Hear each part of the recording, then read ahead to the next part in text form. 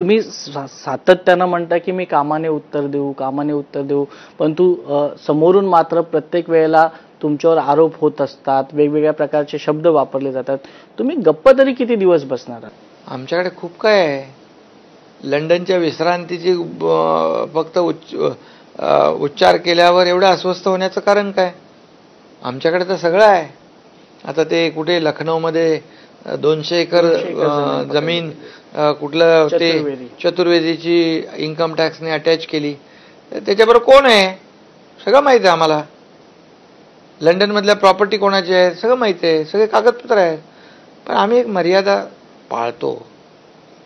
राजकारणामध्ये राजकीय गणितं असतात, राजकीय आरोप प्रत्यारोप असतात, परंतु वैयक्तिक आरोप प्रत्यारोप करणं हे बाळासाहेबांनी आम्हाला शिकवलं नाही ना, आनंदीगे साहेबांनी शिकवलं. सोन्याचा चमचा घेऊन तर जन्माला आले, परंतु ती संस्कृती विसरले बाळासाहेबांची.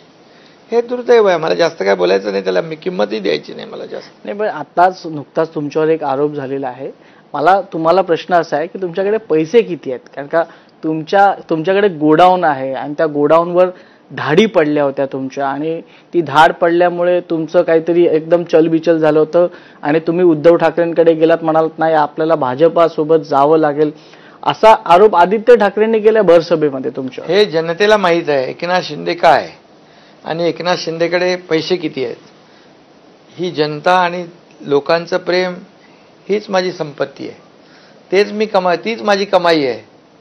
कोणीतरी म्हटलं होतं ना, खोकेने कंटेनर लागतात. आता हे कंटेनर वाया कुठं गेले हे सगळं माहिती आहे. लोकांनाही माहिती आहे, आम्हालाही माहिती आहे. आणि 2 वर्षानंतर हा काय शोध लावला किंवा काय 2 वर्षानंतर आठवलं. साहेब, आम्ही सारखं ऐकतोय कंटेनर.